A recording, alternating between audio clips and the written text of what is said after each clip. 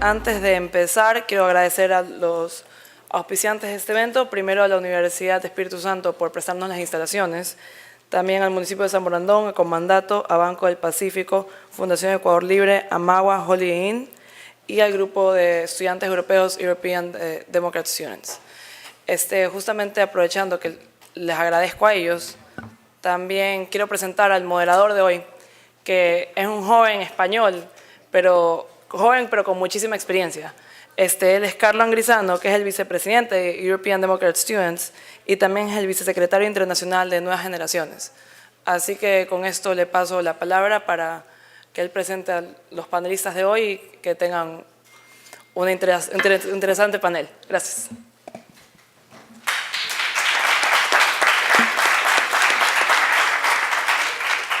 Bueno, muchísimas gracias, Belén, por la amable presentación. No quiero repetir y agradecer de nuevo a todos los sponsors, ya los has elencado, pero sobre todo hay que hacer un especial agradecimiento a las dos fantásticas organizadoras que habéis sido, Belén, Julieta, porque es la primera vez que en nuestros 57 años de historia como organización internacional juvenil tenemos la oportunidad de estar aquí en América Latina.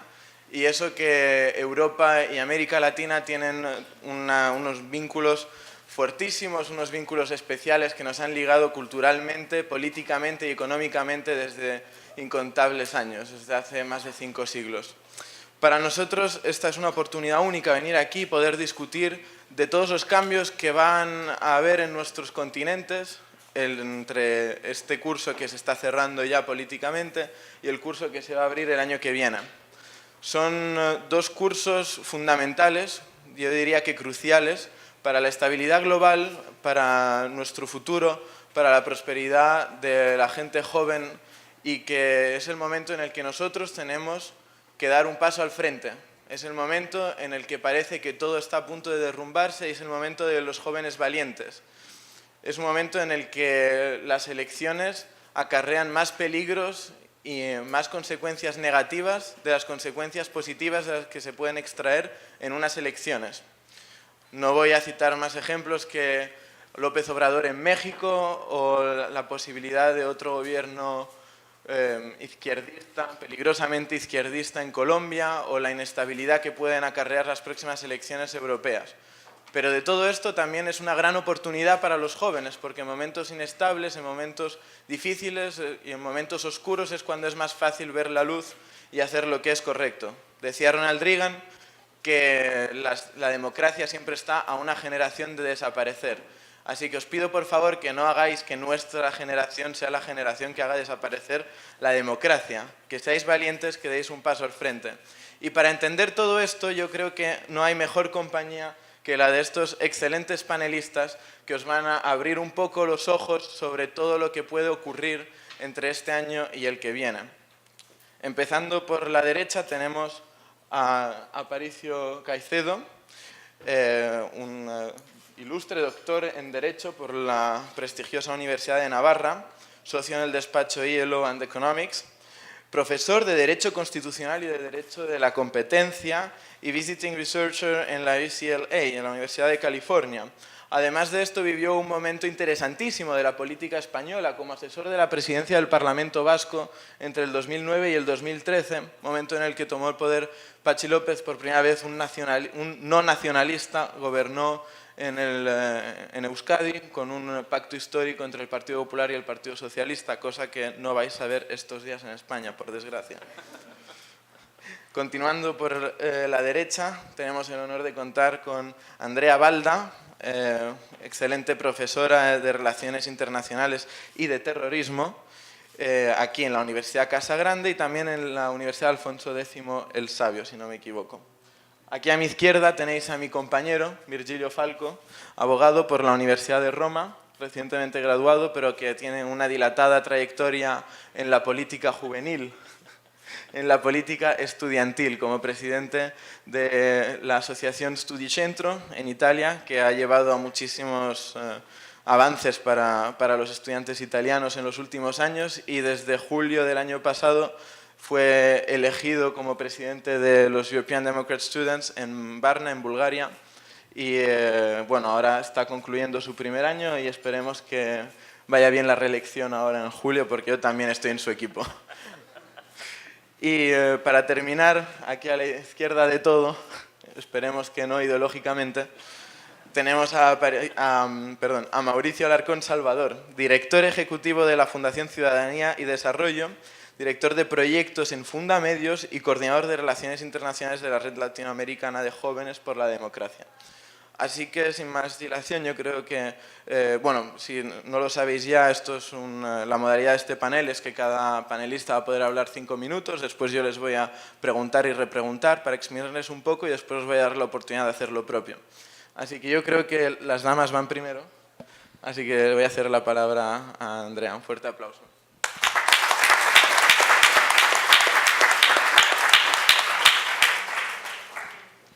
Bueno, para empezar, vivimos tiempos súper interesantes y lo digo netamente desde el punto de vista de un académico observador. Creo que estamos enfrentando un punto de inflexión, como bien lo has dicho tú ya, Carlos, en la introducción. Nos estamos enfrentando a un panorama electoral curioso, interesante, que además nos ofrece extremos, tanto en Europa como en el mismo caso de América Latina.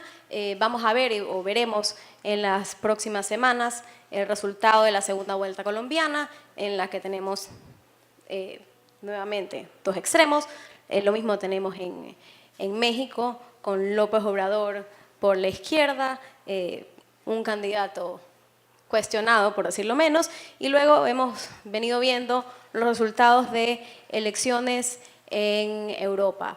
Hemos visto el caso de Italia, hemos escuchado ya las declaraciones de Salvini el lunes, hemos visto los resultados de las elecciones en Eslovenia, hemos visto todo el discurso anti-inmigración y nuevamente de extremos que vemos a lo largo del este europeo. Hemos conversado a lo largo del año pasado y de los inicios de este año sobre grandes debates en torno a el fallecimiento de la democracia y la decadencia de la democracia y qué es lo que significa esto para nosotros. Y justamente por eso nos enfrentamos, y de hecho agradezco que hayan eventos como este, en el que podemos sentarnos a discutir y un poco preparar el futuro en el que ustedes, las siguientes generaciones, no son los responsables de llevarnos, porque aquí algunos de nosotros ya no vamos a ocupar cargos políticos, como ustedes. Entonces, ciertamente nos enfrentamos a un panorama un tanto preocupante desde el punto de, como especialista en relaciones internacionales.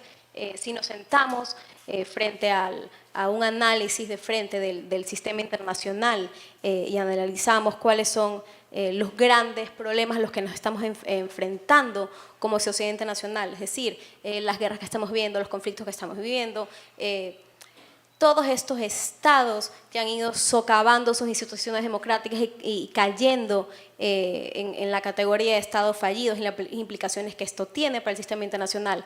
Y luego lo que significa eso para la democracia a grandes rasgos en el sistema internacional. Tenemos que empezar a pensar además en nuevas fórmulas. Claramente hay un problema con respecto a estos gobiernos que están intentando desvirtuar el sistema de pesos y contrapesos, desapareciendo todas las trazos de accountability que existen en los sistemas democráticos, y más bien lo que tenemos que idear son nuevas fórmulas para poder lidiar con estos problemas que son parte de una tendencia que estamos viendo, no solo en América Latina, sino a niveles ya europeos e incluso Estados Unidos.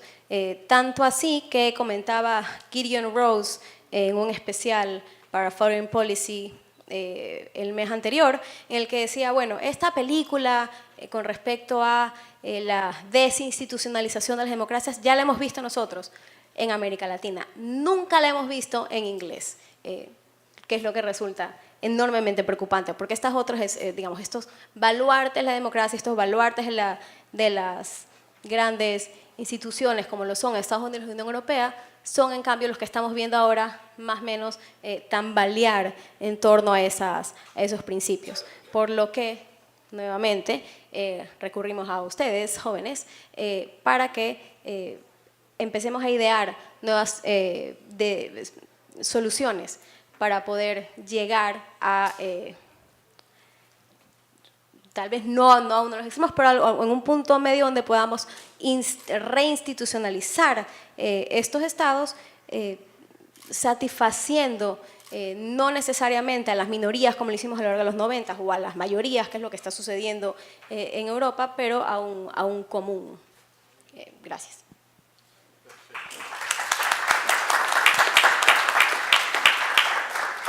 Muchísimas gracias por este riguroso respeto del tiempo. Espero que podáis tomar nota los demás panelistas. Efectivamente, Mauricio, ahora el micro va a ir hacia la izquierda para ir equilibrando un poco, así que cuando quieras. Y voy a poner cronómetro para no pasarme los 5 minutos. Buenas tardes, muchas gracias. Felicitar nuevamente a Belén y a Julieta por la iniciativa y es grato estar acá con varios amigos luchadores por la libertad y la democracia en América Latina. Y creo que el punto de partida es romper un poco esos viejos esquemas de precisamente tratar la izquierda y la derecha. Porque creo que ya no estamos para simplemente polarizar en esa línea, sino para aterrizar en el sentido de que actualmente la región y el mundo se debate entre la libertad y el totalitarismo. Libertad en izquierda y libertad en derecha, y totalitarismo en izquierda y en derecha. No podemos ser una sociedad latinoamericana, y me voy a referir específicamente a nuestra región, una sociedad hipócrita en criticar el totalitarismo de izquierda y hacernos de la vista gorda para el totalitarismo de derecha, porque no hay totalitarismos buenos o malos. Difícilmente en varios países de América Latina escuchamos críticas, por ejemplo, de lo que ocurrió hace poco en Honduras. En Honduras, con apoyo y asesoría del antiguo gobierno ecuatoriano, específicamente de quien ocupaba la embajada de Ecuador en Honduras, se violó la Constitución y se instituyó la reelección indefinida que ha permitido que un gobierno de derecha en manos de Juan Orlando Hernández se perpetúe en el poder, quién sabe por cuántos años. Por el momento es el primer periodo de reelección. ¿Qué está pasando con Paraguay? Gracias por la mención.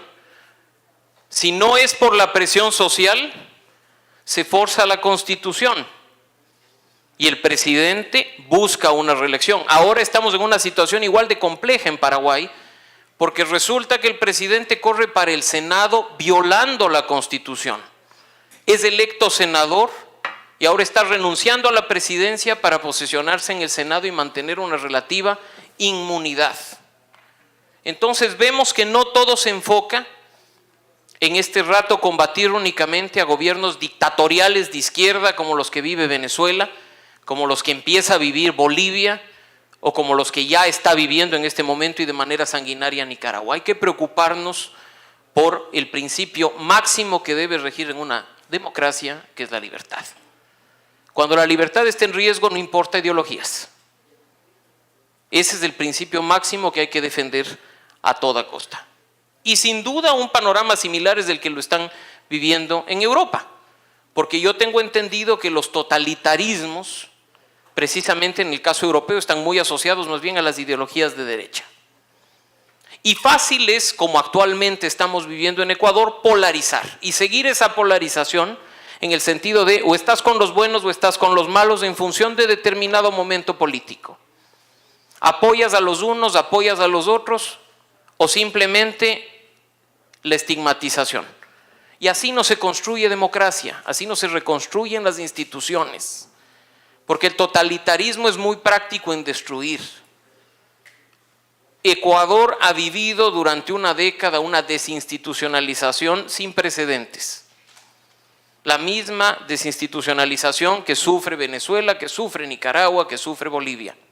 Claro, este rato tenemos un ambiente de relativa paz, de relativa calma, hay un espacio para el diálogo, pero estamos obviando la necesidad de recuperar la libertad, la necesidad de reconstruir las instituciones. No podemos quedarnos quietos y conformarnos con este pequeño espacio que tenemos. Y el otro tema que es importante, porque ya me queda solo un minuto, es que la mayor responsabilidad que tenemos los jóvenes, y yo sí me incluyo porque todavía estoy en el target de joven, es ser proactivos y no reactivos. No podemos esperar a que una persona como López Obrador tome el poder en México para decir, ay, algo está pasando en México, vamos a ver si recuperamos la libertad. Si no actuamos de manera proactiva y esperamos a que las cosas pasen, estamos ante serios problemas. Porque una vez que los totalitarios tienen el poder, entran en una espiral sin fin en la cual difícilmente se sueltan. Entonces nosotros tenemos que este rato dejar de mirar únicamente a unos países que sí están en una situación crítica y empezar a buscar dónde están en riesgo las democracias y las libertades, y vamos a ver que es en más países de los que pensamos. Más proactividad, menos reactividad.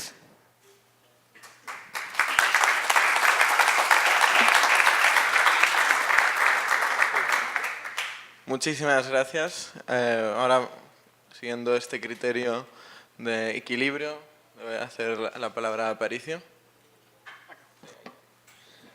Bueno, en primer lugar, también está funcionando. Muchas gracias a los organizadores del evento por esta invitación. Veo que están saliendo las cosas bien y quería agradecerles mucho por permitirme estar aquí. Para mí es un verdadero honor. Y muchas gracias por la presentación que acaba de hacer Carlos, perdona, disculpa, Carlos. Carlos hizo mención a algo que me parece importante destacar ahorita, que es mi experiencia en el País Vasco, en Euskadi. Yo estuve del 2009 hasta aproximadamente el 2012 como asesor de la presidenta del Parlamento Vasco, se llamaba Arantza Quiroga, en una situación política muy rara, ¿no? Porque por primera vez llegaron dos partidos no nacionalistas, tanto a presidir el Parlamento Vasco como a la cabeza a ser lehendakari, que es como el presidente de la Comunidad Autónoma Vasca, ¿no? Que era el PSOE y el PP. Y ahí me tocó vivir muy de cerca una realidad muy marcada por una polarización extrema, que es el tema del terrorismo vasco. Y ahí les voy a destacar una cosa para ver lo bien que estamos y después hablo de lo mal que estamos. Yo me di cuenta que yo nunca había experimentado un entorno en el cual el precio político que puedes pagar por defender tus convicciones es la muerte. Y conocí a un grupo de personas del PP vasco y del PSOE vasco, que son los que morían, porque el resto de partidos no morían, ETA no los mataba, ETA mataba a los del PSOE y el PP, que desde jóvenes, desde 19 años, dejaron sus comodidades.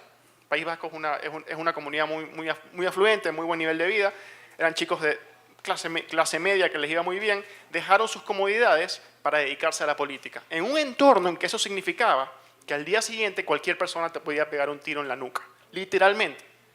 Y muchos de ellos en el camino perdieron a sus mejores compañeros de tiros en la nuca. Es impresionante que una señora o joven como Arantza Quiroga, que en ese tiempo tenía 34 años, había visto morir a 3 personas en su carrera política desde los 19 años. Y Borja Semper, que era otro buen amigo, que era también parlamentario vasco, había visto morir a otras tanto de personas en ese tiempo, y la gente del PSOE lo mismo.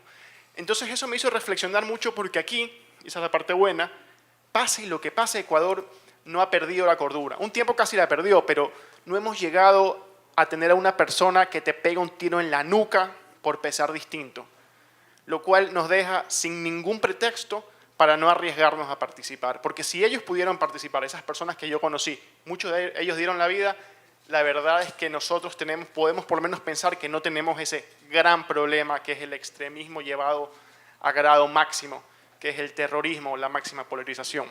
Bueno, eso por el lado bueno, y me avisas cuando se me termine el tiempo, por favor, para no pasarme. Por otro lado, las sociedades el hecho de que no tengamos ese grado de polarización no quiere decir que no lo lleguemos a tener. Venezuela era uno de los países más prósperos de Latinoamérica. Mi mamá es venezolana y cuando llegó a Ecuador le parecía como viajar al pasado, porque Venezuela estaba 30 años adelante, era un país casi desarrollado, que administraba muy bien su riqueza petrolera, y sin embargo enfermó de populismo. Y miren ahora, ¿no? Ustedes ven las escenas de Venezuela y parece una escena de Walking Dead, ¿no? Con gente corriendo, queriendo comerse lo que encuentra a su paso, porque eso es lo que hace el populismo, ¿no? Nos quita las instituciones no solo jurídicas, sino morales. Nos quita el respeto mínimo que debemos tener por la propiedad ajena, por el respeto a la persona que está al lado nuestro, nos vacía por dentro y nos hace que no tengamos un kit moral con el cual convivir pacíficamente.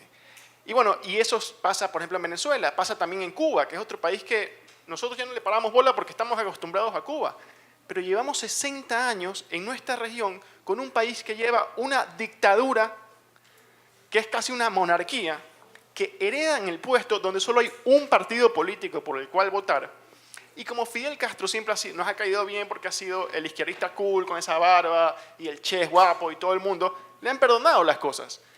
Pero Venezuela es el segundo país de Latinoamérica en destruirse completamente. ¿Y qué va a pasar con Cuba cuando salga de esa, si es que algún día sale de este tema? Porque es lo malo del comunismo, básicamente, como pasó en Rusia, como ha pasado en muchos países del este, que te quita ese kit de convivencia moral, porque robar, engañar está bien, no respetas el trabajo, el mérito, el esfuerzo se deja de respetar y te acostumbras a un mundo en que tus conexiones políticas son más importantes que tu mérito personal para ya sea enriquecerte o escalar posiciones o lo que sea.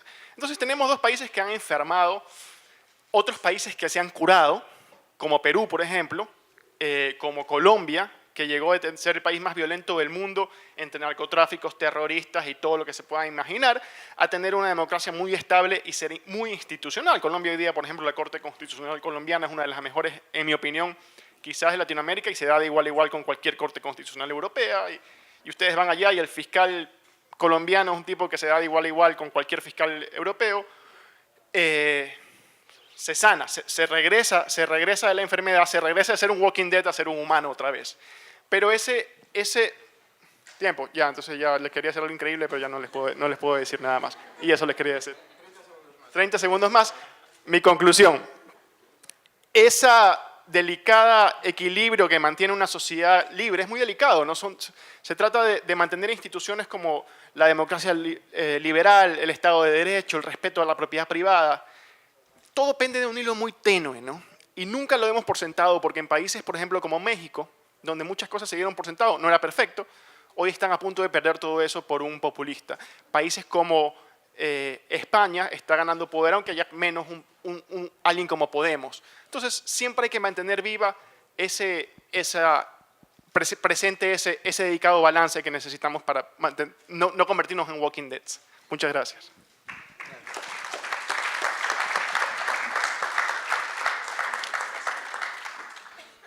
Muchísimas gracias, Aparicio, por la presentación. De corazón te lo digo porque el asunto vasco yo luego lo comentaré, pero es algo que a los del Partido Popular nos afecta y mucho. Ahora, por último, os va a hablar Virgilio Falco. Él es italiano, va a tratar de hablar un poco en español y el resto va a hablar en inglés. Y yo trataré Perdóname. no pasa nada. Yo trataré de parafrasear un poco lo que va diciendo y que podáis captar las ideas más centrales de su discurso. Gracias. Gracias a todos por la hospitalidad, especialmente la universidad, a Carlo, Belén, Julieta, para la organización de esta calle política. Soy italiano, soy europeo y se me lo permite continuar en inglés, lo cual es mucho más simple para mí. When we came here as CDS, now you know this institution. We were founded in '61, so we have a very long story in Europe, and one of our members were Thatcher or former Prime Minister, many MP, member of European Parliament, commissioners. And when we decided to come here, thanks to an idea of Carlo, we got many complaints because it was the first time that we were going outside Europe, and why did we go there? But when I'm here and I see your faces and I see young interest in the future of our world, in the future of Latin America, in the future of our relations, I'm really sure that we did the right move, because also if you think we are only 10 hours of flight The globalization is affecting every one of us. It's very easy that what is happening in Italy, as was mentioned before, will affect also here, and what is happening here will affect our Europe, United States. So I'm really happy being here. And what I want to talk about you is our experience in Italy, and what we in Italy and Europe, and what we are fighting now. Mainly, all differences between right and left are starting disappearing. In many countries, it was mentioned Spain, but Italy, Poland, and other countries, we are having a lot of populist parties that are growing, not using anymore the ideology as tool to get votes, but using the social media. A lot of people now are there and recording, streaming, posting.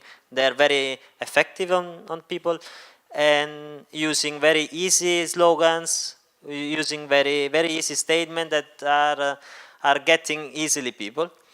And from the other side, there are the traditional party. My experience in Italy started with the Berlusconi party. I was the president of the students' organization of Berlusconi, and then I moved to a more centrist party before becoming president of the students of the EPP. And the EPP is the largest European People's Party. We are leading the major three institutions of the European Union. And now I have a few seconds. So what I want to tell you, it's about our next challenge. What we do is to meet young people in contact with others, learning by each other, having experience, and influencing themselves. I see, this is my 6th year in EDS. I've seen many guys coming from the students' organization, then became vice minister, member of parliament, and I've seen that the force, the strong message coming from EDS or coming from talking each other is influencing them when they are working, when they will represent their country. So what I can give to you as message, sorry, it's a message in English, it's not in Spanish, but I will improve, I hope, is to really connect by each other, to share as much as you can by each other. And then as young, we are all young, also you, as you told before, we have something more that the old generation doesn't have. We know better how to use the social media. We are more present on these new tools that are now used by millions of people.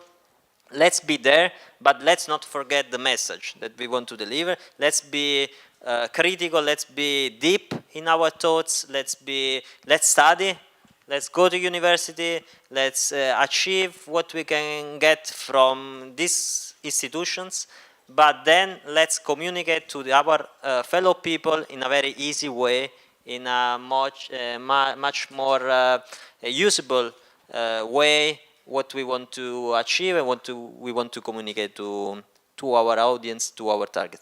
Yes, for the beginning. Thank you very much, Virginia.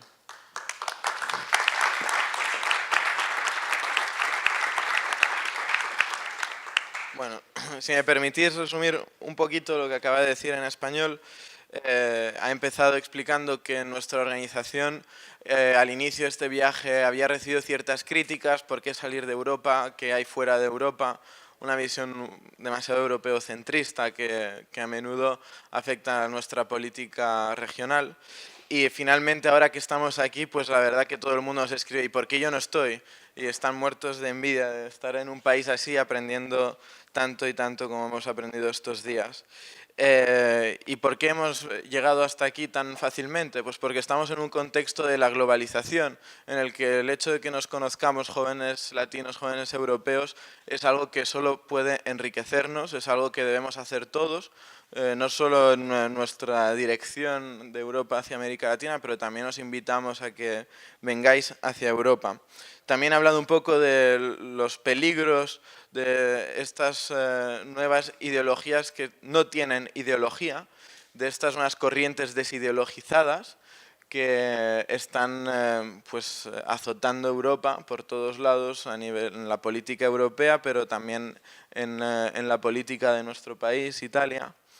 Y bueno, por último ha hablado un poco de la experiencia que supone para los jóvenes entrar en estas organizaciones juveniles que ya están casi institucionalizadas en Bruselas, como es nuestra rama estudiantil del Partido Popular Europeo, un partido que gobierna en 3 de las 4 instituciones europeas ahora mismo y que ha visto pasar pues, desde ex primeros ministros como Margaret Thatcher, como a muchísimos diputados, eurodiputados, viceministros, ministros. Esta es una herramienta para los jóvenes. La institucionalización de la política es la mejor herramienta que tenemos para unirnos y llegar a nuestras metas. Y este es un mensaje que por lo general comparto y que luego te haré alguna que otra pregunta sobre cosas que quizás no comparta tanto. Así que ahora, como quien parte y reparte se queda la mejor parte, yo voy a empezar a hacer las preguntas. Y voy a empezar por Andrea otra vez, volvemos a ti. Nos has hablado de unos nuevos ejes políticos, nos has hablado de los peligros de la política que puede llevar a estados fallidos, de los peligros para la estabilidad económica, de estas ideologías, bueno, de estos populismos de izquierdas, de derechas que están apareciendo. Yo te quiero preguntar, ¿esto no es una rotación de los ejes que ha cambiado? Justamente es lo que mencionaba Mauricio antes, la desaparición del eje izquierda-derecha. ¿No es esto el miedo generacional casi? Existe un gran miedo entre la sociedad, un miedo quizás a las nuevas generaciones y las nuevas generaciones un miedo a la gente que tiene más experiencia. Y casi como aquel que se tapa con una manta por la noche y cree que sus problemas van a desaparecer, decide votar a un populista. ¿No es más o menos eso lo que está pasando? Maravillosa pregunta. Justamente la semana pasada estaba leyendo un artículo que mencionaba algo similar y lo que trataba de explicar era el porqué de estas olas de gobiernos populistas de extremas, digamos, de izquierdas y derechas en el este europeo. Y parte de lo que decía el autor era justamente eso, sí es un tema generacional. ¿Por qué? Porque cuando se levanta el telón de acero, todas estas personas que son las que se hubieran inclinado por votar por gobiernos democráticos y por reinstitucionalizar estos estados y por crear y vivir en democracias, son las personas que emigran. Y entonces las que se terminan quedando, que terminan conformando hoy sociedades de cada vez más avanzada edad, sociedades homogéneas, son las que terminan cayendo en el populismo. ¿En base a qué? ¿Y por qué empecé hablando de los estados fallidos y las crisis económicas, etcétera? Porque parte de eso parte de eso causa una masiva ola migratoria a Europa, que es una de las razones que despierta esta noción de populismo en base a la pérdida de identidad de estos estados. Y conectando un poco por el hilo por el que empecé, esa era un poco la explicación de, sí, bueno, es un tema generacional, el auge del populismo y tal, en base, a ver, es un miedo generacional, porque es a lo que nos están enfrentando estas nuevas poblaciones, pero en base a que las sociedades que se han constituido en muchos de estos países, e incluso Estados Unidos, son sociedades que se volvieron de un momento a otro más o menos homogéneas, que tuvieron y están teniendo que enfrentar movimientos migratorios que inspiran. ¿A ti te parece un miedo fundado o los jóvenes nos hemos vuelto un poco locos y tenemos miedo que no viene de la nada? Catch question. A ver, es un miedo. Decía Huntington, cuando habla sobre el choque de civilizaciones, que uno de los problemas de la globalización es que si bien nos enseña lo similares que son, también parte por enseñarnos lo distintos que somos en el fondo. Y entonces, claro, tenerle miedo a lo distinto es natural, Y claro, luego podemos, y empiezan a mezclarse un poco de cosas, digamos, miedo a la inmigración, miedo a costumbres distintas, miedo a prácticas distintas, miedo a religiones distintas, y luego eso que también se puede ir tergiversando en prácticas distintas, costumbres distintas, formas de representar quejas políticas distintas, como el terrorismo, digamos, movimientos extremos, etcétera, digamos, si algo de fundado tiene. El problema es la generalización. Muy bien, gracias. Mauricio justamente hablaba de esto, de la desaparición de los ejes, la desaparición del eje derecha-izquierda. ¿Hasta qué punto es esto cierto? Porque yo sí me considero un centro reformista, que es como se define mi partido. Y como yo creo que hay muchísimos jóvenes que se consideran conservadores, moderados, que se consideran liberales, otros que se consideran socialdemócratas, esto es algo que yo creo, si no me equivoco, que hace ya muchísimas décadas que se empieza a escuchar. Desaparecen los ejes, desaparecen los ejes. Y al final es un poco como el cuento del lobo, nunca llega. ¿Ha llegado o seguís explicando esto los profesores para tener alguna teoría? Tú topas el tema de izquierda y derecha desde la óptica del militante. ¿Qué pasa desde la óptica del partido político? El partido político no se identifica como de derecha o como de izquierda ya. Actualmente se está o no se está y el populismo es una práctica. Tú tienes partidos a favor de la libertad, en contra de la libertad, sea económica, sea individual. Tienes partidos que están a favor de la democracia, otros que están a favor de limitar la democracia. El militante evidentemente sale y dice, no, yo soy conservador, no, yo me identifico como una persona de derecha. Pero el momento en que tú vienes, por ejemplo, a Ecuador y ves el espectro político que tenemos, ves una mezcolanza de ideologías dentro de un mismo partido político en el que además, con el único objetivo de ganar elecciones, se mezcla a Dios y al diablo. No me voy a referir al ejemplo de la MUD porque Roderick se está riendo precisamente por eso. Pero como yo quiero ganar elecciones, te pongo el ejemplo muy práctico. Aquí en Ecuador tenemos elecciones seccionales en marzo del próximo año. Tú tienes un partido político, no voy a dar nombres como tal, identificado como de derecha.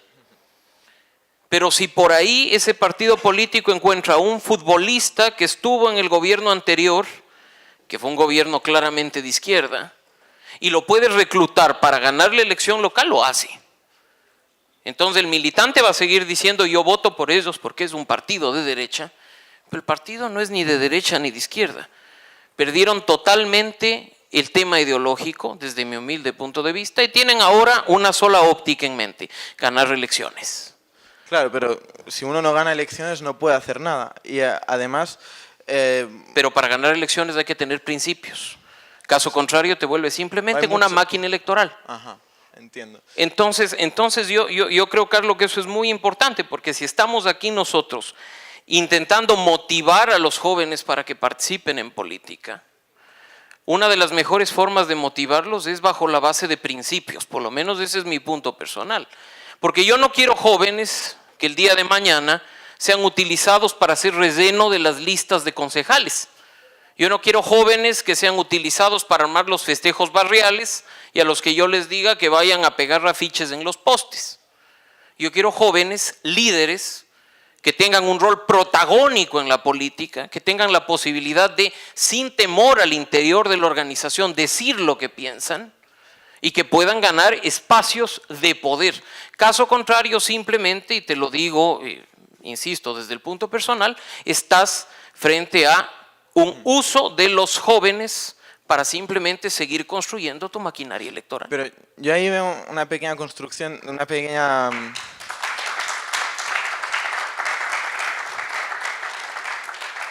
contradicción desde mi perspectiva de afiliado. Que es que, bueno, la historia de la democracia cristiana justamente era crear partidos amplios ideológicamente y no laminar los partidos con cualquier pequeño matiz ideológico, porque al final, si yo joven me afilio a un partido que es diminuto, que solo representa una pequeña ideología, no voy a tener nunca esa influencia. No voy a ser el Sebastian Kurz de mi país si yo no tengo el apoyo de un partido grande.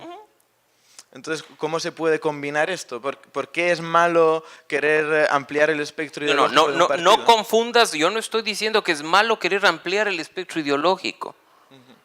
Lo malo es vender los principios con tal de ganar elecciones. O sea, en el caso ecuatoriano puntual, no quiero referirme a lo que ya sabemos de Bolivia, ahora no voy a decir Venezuela, Bolivia, y José Manuel le mueve la cabeza. O sea, yo por ganar elecciones no puedo, con todo respeto, regresar a ver aquí en Ecuador al gobierno pasado y decir, bueno, antes no creías en la libertad, pero ahora te has reivindicado, entonces vente nomás a defender la democracia conmigo. Cuando tienes tú ejemplos muy prácticos de personas en Ecuador que durante los 10 últimos años se dedicaron de manera expresa a minar la democracia y las libertades. Entonces yo, bueno, creo en la redención de las personas, creo que pueden pedir perdón por lo que hicieron en los últimos 10 años, pero con todo respeto, un revolucionario no se vuelve pues conservador de la noche a la mañana. Hay gente que se cura. Ese es el problema, se curan a conveniencia. Entonces, insisto, si queremos nosotros trabajar en nuevas formas de hacer política, que creo que ese es uno de los objetivos precisamente de esta caja política, tenemos que empezar a trabajar sobre la base de principios irrenunciables y si quieres seguir con el tema de las ideologías, principios irrenunciables para todas las ideologías. Porque la libertad de expresión tiene que ser la misma para la derecha que para la izquierda. La libertad de asociación tiene que ser la misma para la derecha que para la izquierda. Y jamás puede ser tratada a conveniencia. Los derechos no se otorgan a dedo a mis amigos y a los enemigos les quito porque qué miedo si es que tienen algún tipo de poder. Entonces, sobre esa base de principios mínimos, por último, si queremos mantener las ideologías, que sea sobre esa base. Caso contrario, estamos simplemente nosotros incrementando las maquinarias populistas de las que nos habló Aparicio, en la que lo único que importa es hacer cualquier cosa con tal de ganar las elecciones. Muchas gracias. Bueno, y ahora, volviendo por aquí a la derecha con Aparicio, yo quería explicar el caso de un joven vasco que sigue conmocionando a toda la sociedad española y que me va a hacer reflexionar lo siguiente, ¿no? Entonces, esta es la historia de Miguel Ángel Blanco, un joven de 27 años, concejal de Nuevas Generaciones, de mi organización juvenil, en su pueblo, ahí en el País Vasco, en Ermua.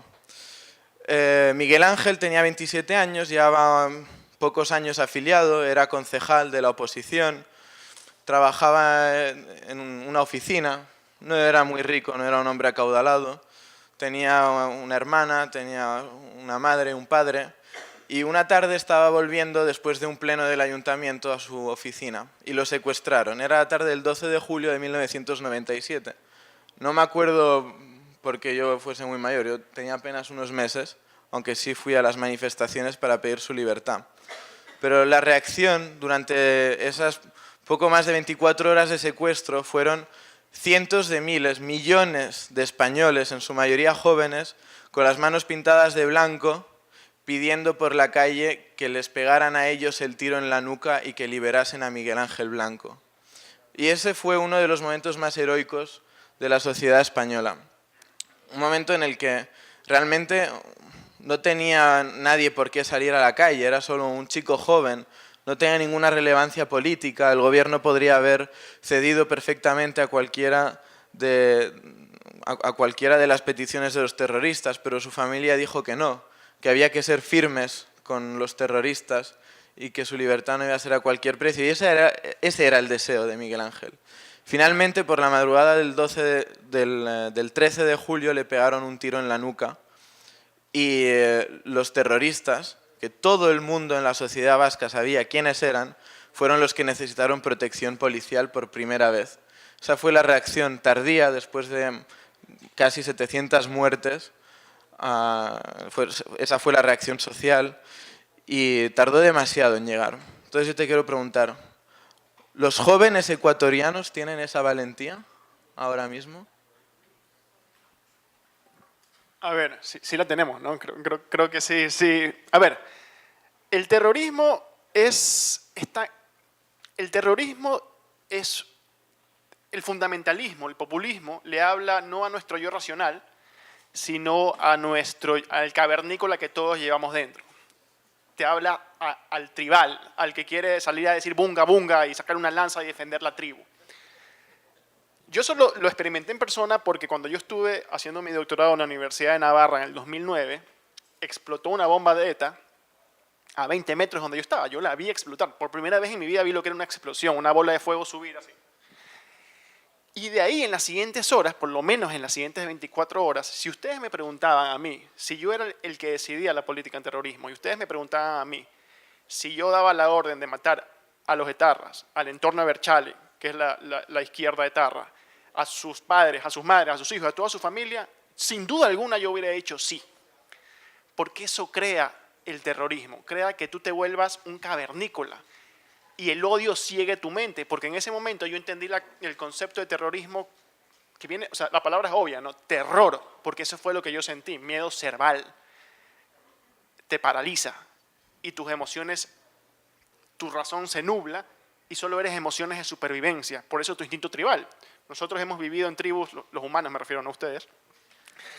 Sí, pues, no sé si alguno que haya vivido en una tribu, pero yo no. Durante la mayoría de nuestra historia como seres humanos, historia biológica me refiero, y recién a partir de 200 años para atrás es que el mundo se empezó a globalizar y hay ciudades como las conocemos, que es un ratito de tiempo así, y toda nuestra evolución psicológica se ha dado en ese entorno tribal.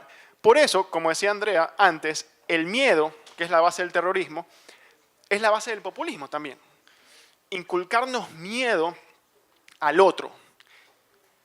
La derecha nos inculca miedo al extranjero. Y claro, nuestros instintos tribales ven al extranjero. Imagínense una pobre señora de un pueblito español en el año 99-2000, que nunca en su vida había visto nada más que ovejas y españoles andar por ahí. Le empezaron a llegar ecuatorianos, pero por cientos. Claro, esta señora que ha vivido en un entorno totalmente de pueblo, ve estos distintos, estas cosas raras y dice, se genera una dinámica política que es completamente entendible. Lo mismo pasa en Europa cuando llega gente de Marruecos, que incluso ellos tienen una cultura no occidental completamente distinta, más violenta, más machista. Entonces, siempre va a haber un líder tribal que aproveche esos instintos de miedo para apoderarse, como es Le Pen en Francia. De la izquierda.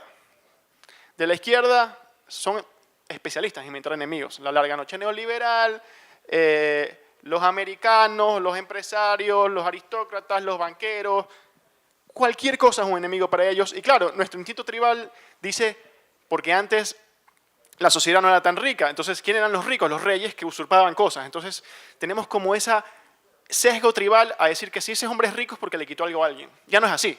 Si tú eres rico es porque generas valor para la sociedad y te enriqueces.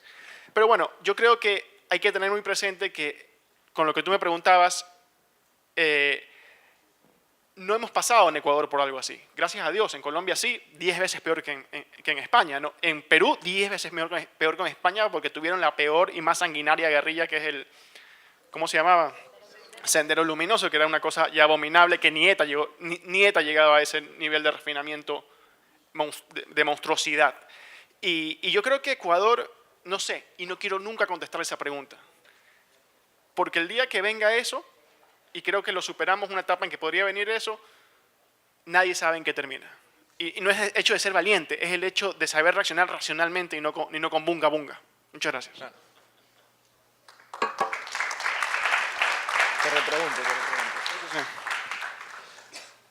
Pero, claro, antes de llegar a estos extremos siempre hay una fase en la sociedad, en la política, en la que se empieza a polarizar la situación, en la que empieza a predominar una ideología normalmente de tilde supremacista, nacionalista.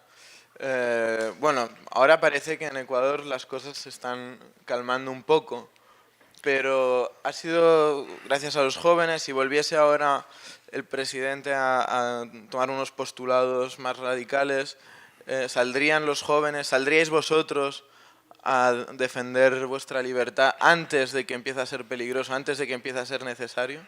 Mira, yo creo que, a ver, hay una cosa que en teoría se llama teoría de la elección pública, que es una rama de pensamiento, y lo que te dice es, la mayoría de la gente está muy ocupada con sus vidas y no sale a manifestarse o eso porque le presupone un costo de oportunidad muy grande porque tú estás preocupado por tu hijo, por tu trabajo, por tu familia, y a menos que sea algo muy grande, tú no sales a las calles. Tú lo ves por televisión y la verdad que eso no quiere decir que estés amilanado ni nada por el estilo, sino te decides ser un ignorante racional, ¿no? Que otros se encarguen. Y eso fue lo que pasó por el correísmo. Mucha gente no estaba de acuerdo, pero fueron otros los que se encargaron como activistas y salir adelante y bla, bla. En Ecuador, no sé si sepan, pero yo soy parte del buró político y de asesor de Creo, que es un movimiento político que hoy día es el principal de oposición, ¿no? Y veíamos muchas encuestas.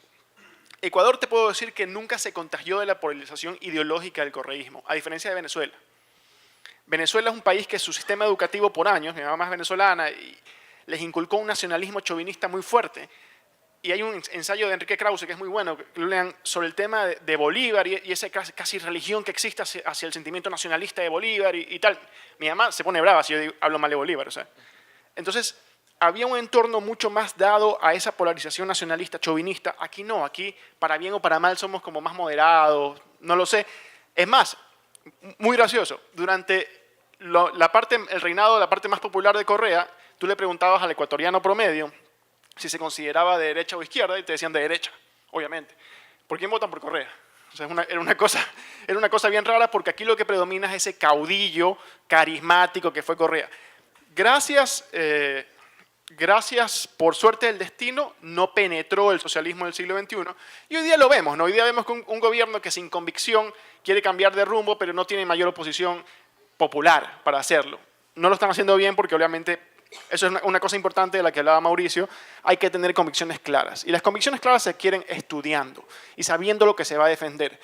Porque si no estás seguro de lo que estás hablando, que es difícil, ¿eh? Es muy difícil. A mí me costó muchos años encerrado en una biblioteca creer que estoy seguro de ciertas cosas de las que hablo, para no ceder a la primera que te digan las encuestas, oye, vas a perder si dices eso. Tienes que tener un convencimiento y una seguridad en lo que estás diciendo muy grande para que esto no pase. Y por eso mi recomendación a los jóvenes en política es que antes de hacer política, está muy bien que la hagan, antes de hacer política, estudien mucho cómo funciona el mundo. Tengan las respuestas dadas muy estudiadas, porque si no van a ser como una hoja al viento, que se va a ir con cualquier cosa que diga las encuestas, o cualquier cosa que sea popular, o cualquier cosa que le diga a la prensa que tiene que pensar, o cualquier cosa que esté de moda y por el estilo. Y bueno, y eso. Pues ya para terminar, porque acabas de decir que la gente en Ecuador te decía soy de derechas, pero voto a Correa. ¿Esto significa que los partidos como Creo, que representan al centro derecha aquí en Ecuador, se equivocaron y hicieron pues muy mal las cosas para que se confundiera su ideología con el correísmo? No, a ver, es que no quiere decir, la gente se ubica por derecha como diciendo yo no soy Chávez. O sea, la gente no sabe lo que es la derecha. Yo no defino a Creo como centro derecha. Primero que si te vas a definir, defínete como de derecha o de izquierda, no hay centro para que no te sientas mal de ser lo que eres. Yo me defino liberal radical, yo elogio el radicalismo como llevar las cosas al extremo de la coherencia, pero no todos en Creo piensan así. Ojo, yo soy de una rama que piensa así y ahí tratamos de influir más o menos, porque todos los partidos tienen distintas facciones que intentan influir más o menos, pero yo lo que creo es que nuestro discurso sí era innovador, y ahí está eso de romper paradigmas, en el sentido de que Ecuador ha tenido una historia de un intervencionismo más fuerte, más moderado en la economía, en las libertades públicas. Nunca he logrado cuajar una democracia liberal en todos los aspectos, económico, social, político, intelectual, mediático. Y nuestra propuesta en ese sentido yo sí creo que era innovadora porque teníamos una propuesta coherente desde el punto de vista ideológico. O sea, sabíamos dónde construíamos nuestras premisas y a dónde queríamos llegar. Y yo no satanizo la palabra ideológica. A mí me gusta porque yo creo que hay que tener las ideas claras. Yo sé que Mauricio se refiere a otra acepción del término ideológico como dogma. Yo sé que él habla de otra cosa. Yo creo que la palabra ideología es buena porque tenemos que tener las cosas claras sobre lo que pensamos sistemáticamente. Y en ese sentido yo creo que hicimos nuestra labor. Ya lo viste en los resultados electorales, bien o mal, y sí se generó una corriente de pensamiento que ya es distinta en el país. Muchas gracias. And now coming back to you, Virgilio, I wanted to ask you about globalization, because This is a topic that we have more or less touched in all our chats. And what do you think of the future of globalization with this clash of generations? Is globalization too fast? Is it going too fast right now? Should we slow it down? Or what do you think about it, please? Thank you, Gar. Just from my point of view, we were doing in the last years, in last decades, a very fast globalization. But now, if I see what the Europeans are asking, and also looking for the results in the US, what the Americans are asking is to be more nationalistic, is to be more close in our border, because maybe this process was not regulated so much, but it's very hard to regulate a process like internet. And for this I'm positive, because when I go in other countries, I was the May of Mai during the May of Mai in Philippines, Beirut, Morocco, and of course they don't have our standard of democracy that we consider we have in Europe. But when I think that internet, it's a free access to see how the other democracies are ruling, or to go to Wikipedia and to check what is happening in that countries, or to turn on BBC News or the other news outlet. I think this can help. This process of globalization created by internet could facilitate, together with universities, together with allied professors, could facilitate a process of democracy in the way we know in West. I don't know if the way that we have in West about democracy is the right one, but for sure, if I see the progress that we had, if I see the condition of people we have in the Western of the world, so considered Western of the world, for sure, it's a process that is giving benefits. Of course, we have lack of people that are suffering. If we think about China or other small example like North Korea, where internet is blocked, where this regime understood that internet can be a tool to export the democracies and liberal governments, they understood this and they blocked many websites. If we think about Facebook, if we think about Google and news outlets, so I think through this tool we can be positive on the globalization in the term of rule of law, in the term of democracy, and of course what I really, from my point of view, from my experience in Brussels, what I really see that is changing life of people, that is changing the mindset of people, is to get in touch. When we are getting in touch with people, showing the way of life that we have in all our different countries, they are improving themselves, and the day when they will be at power, ruling their country, I think they will influence a lot their country with their example. Gracias.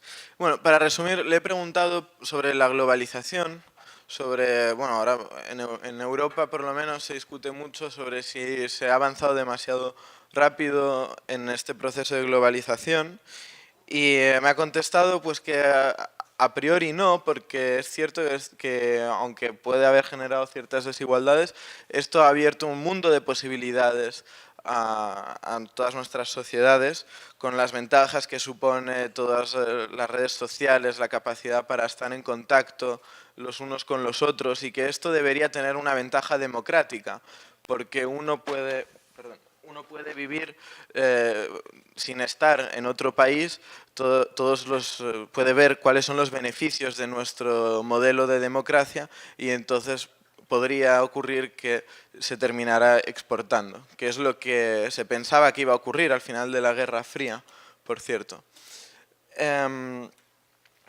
Y hablando sobre la exportación de la democracia, sobre cómo puede impactar la globalización sobre la geopolítica, yo creo que es el momento de lanzar una pregunta para todos los panelistas, que es que históricamente en el siglo pasado siempre se había considerado que el mundo tenía tres polos, Europa, América y el este asiático, y quería saber si estamos en un momento en el que la política, las elecciones, van a tener una consecuencia sobre esta distribución del poder a nivel mundial y regional.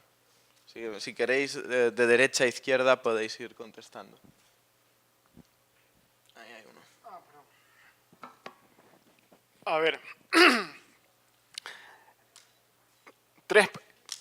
La verdad es que me descuidé en la última parte de tu pregunta. ¿Podríamos repetirme la pregunta, por favor? Sí, históricamente al finales del siglo pasado siempre se ha considerado que había tres polos, el polo americano, Estados Unidos, Canadá, el polo europeo y el polo del este asiático. Quizás estamos asistiendo a la caída de alguno de estos polos y al surgimiento de otro como podrían ser los BRICS. Aunque ya algunos consideran que esté pasado de moda. A ver, si hablas de geopolítica, tienes que ver cuáles son los indicadores de poder geopolítico, ¿no? Y son las armas y el dinero, básicamente.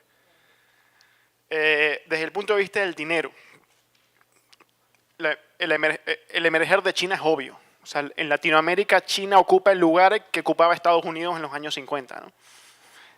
Básicamente, la inversión extranjera y la ayuda económica a los gobiernos es hoy mucho mayor que la de Estados Unidos, básicamente porque cuando un banco americano, público o privado, te quiere prestar dinero a Estados Unidos o una organización internacional quiere prestar dinero a Ecuador, por ejemplo, tiene que pasar por una serie burocrática de autorizaciones, de firmas, de certificaciones de que no hay corrupción, de bla, bla, bla, bla, que está bien, es excelente, pero dificulta el tema para quien recibe la plata. China no pregunta nada, hermano. ¿Dónde firmo? Y empecemos a hablar de business.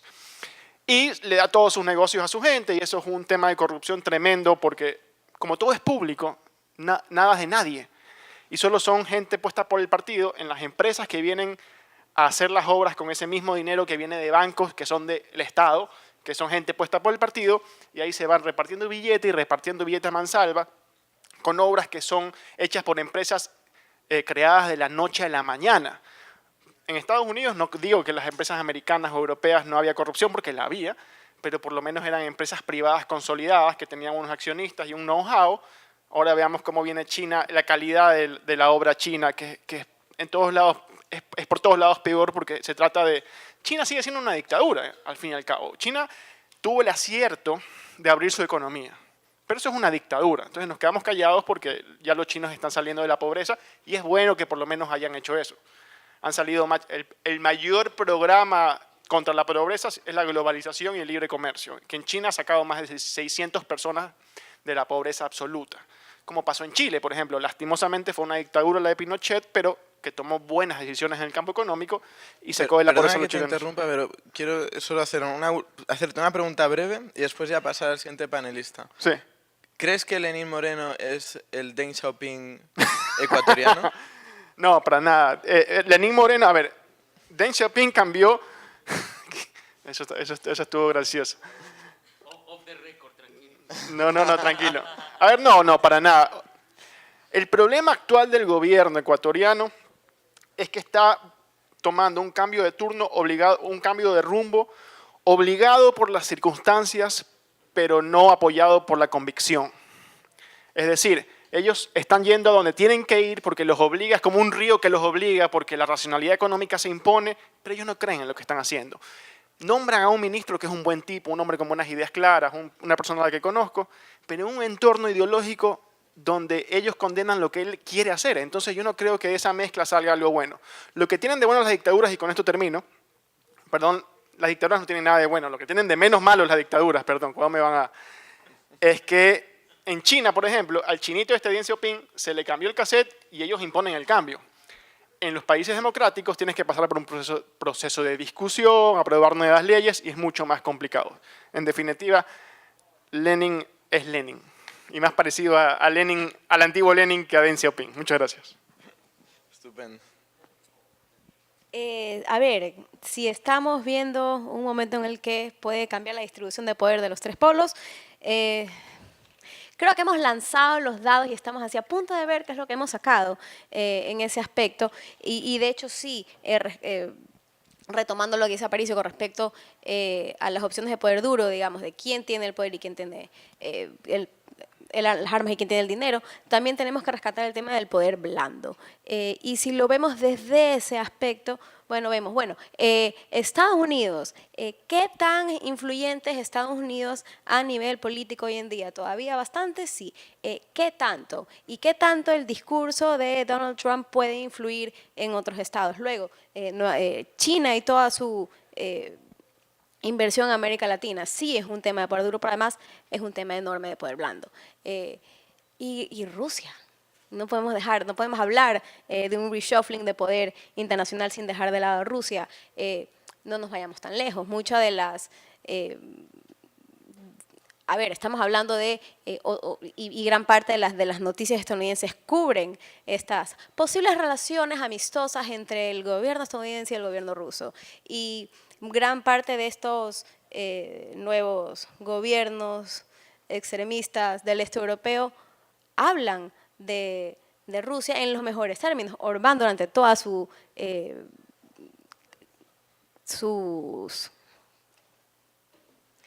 durante los inicios de su campaña hablaba de Putin y de la maravilla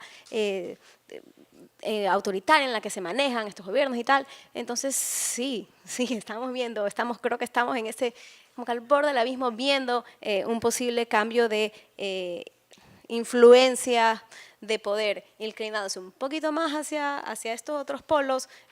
Digamos, estamos alejando cada vez más de esa Pax Americana que se enarboló en los 90 y más bien viendo el surgimiento de otros polos a lo que no hemos estado tan cercanos en los últimos años. Muchas gracias. Ahora le cederé la palabra a Virgilio y después os haré una sucinta traducción. Okay.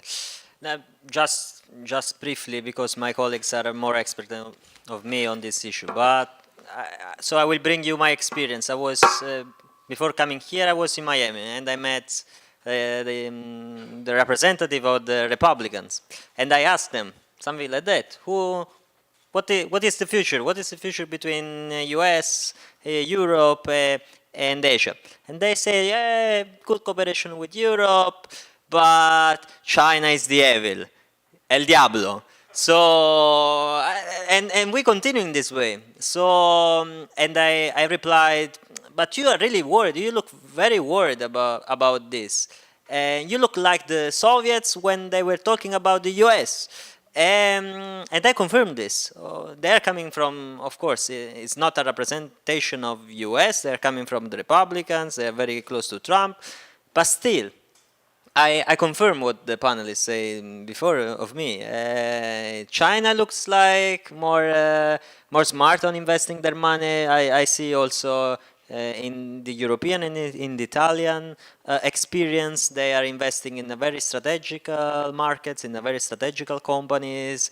But still, I think if we push on values, if we start pushing, asking social rights for the workers in China, if we push on our culture, if we push about our history, I think as West we could win this. Bueno, resumiendo, él confirma que parece ser que se está concentrando muchísimo poder hacia el oeste, ¿no? Así ha sido la evolución del centro de poder hacia el oeste y ahora se está situando cada vez más en China, que puede ser el polo más importante de concentración de poder en esta primera mitad de siglo. Y ahora la última palabra. Nada que no hayan dicho antes. Definitivamente creo que, de nuevo, desde la experiencia latinoamericana, el rol que juega China y la influencia que juega China es indiscutible. Como bien decía Aparicio, a ellos poco o nada les importa, incluso el tema de corrupción está estrechamente vinculado con el asunto de los chinos. Secaron Venezuela a más no poder. Hace 2 días han dicho que pues ahora sí cierran la llave, yo no sé cierran la llave de qué, si ya ellos se encargaron de cargar con todo lo que les dio la gana en Venezuela y de poner además dinero en las manos más sucias que pudieron haberlo puesto. Lo mismo pasa en países como Bolivia, lo mismo pasa con Nicaragua, con el tema de la construcción del canal alterno al que tienen en Panamá. Todo es China. Y este momento podemos librarnos los países que tenemos una relativa influencia directa de los chinos, pero les aseguro que es porque ya están viendo hacia los otros horizontes. Si es que México tiene por ahí un gobierno de López Obrador, les aseguro que aparecerán los chinos. Y estarán los chinos aliados con López Obrador haciendo negocios multimillonarios. Porque ahí vendrá el tema del discurso ideológico. Evidentemente los mercados internacionales no confiarán en alguien como López Obrador. El Fondo Monetario, el Banco Mundial difícilmente van a querer prestarle dinero a México, teniendo a un populista de izquierda gobernando el país, y pues simplemente verá a China y China le dirá: toma todo lo que quieras, pon tú la tasa de interés, pon tú las comisiones que quieras y haz lo que sea. Habrá que ver qué pasa con Brasil, que es otro de los puntos que en este momento se debaten también frente a un nuevo panorama electoral. Nada está dicho. Es cierto que hay encuestas, pero por ahí nadie sabe si de pronto la ruleta le cae en el diamante a Lula, Lula sale libre, retoma el poder y nuevamente tendremos a los chinos influyendo en Brasil. Así es que ahí está el polo, creo yo. Sí, es cierto, Rusia por el tema de armas también. Es cierto que Estados Unidos empieza a jugar un rol más fuerte, producto de la forma de ser, creo yo, de Donald Trump. Pero el tema económico principalmente sin duda está conectado a la influencia de China, por lo menos en América Latina. Gracias. Y ahora ya es vuestro momento, es el momento que tanto ansiabais, en el que podéis hacer todas las preguntas hasta que el tiempo nos lo permita y exprimáis a nuestros panelistas. Así que vamos a empezar por la derecha, a mí siempre me parece mejor.